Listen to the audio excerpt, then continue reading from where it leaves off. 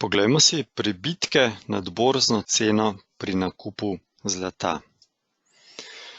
Osnova pri spremljanju cene je borzna cena. Nad borzno ceno se fizično zlato in srebro prodaja, pod borzno ceno pa se odkupuje.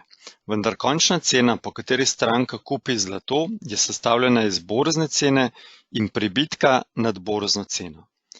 Večina strank, ki kupuje plemenite kovine, na to dejstvo niti ni pozorna ali pa je mnenja, da zaslužek prodajalca predstavlja celoten pribitek. Celoten pribitek pa je tako sestavljen iz več delov. Prvi del pribitka predstavlja provizija kovnice ob nakupu zlata, drugi del predstavlja strošek izdelave palice.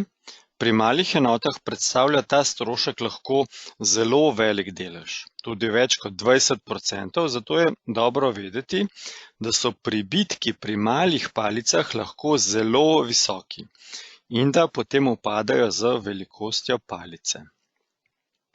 Naslednji pribitek, ki ga je potrebno upoštevati, je strošek transporta zlate palice iz kovnice do stranke oziroma prodajalca. Šele na koncu oziroma predtem ostane še pribitek, ki vključuje strošek zavarovanja tega transporta in na koncu provizija prodajalca, s katerim pokrije vse stroške svojega poslovanja. Za velikostjo palic pribitek upada. Pri najmanjših palicah je običajno pribitek višji tudi od 35%, to je pri 1-gramski zlati palici.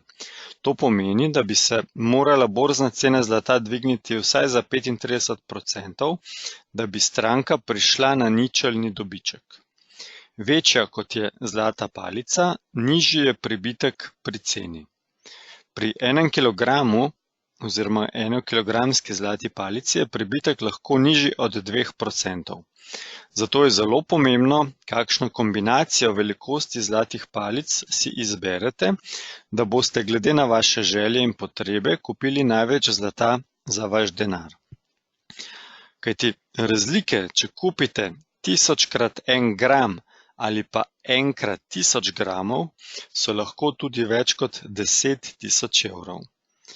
Velikokrat se izkaže, da je bolje kot 1-gramske zlate palice oziroma ceneje, to je z nižjim pribitkom, kupovati srebrnike kot male enote.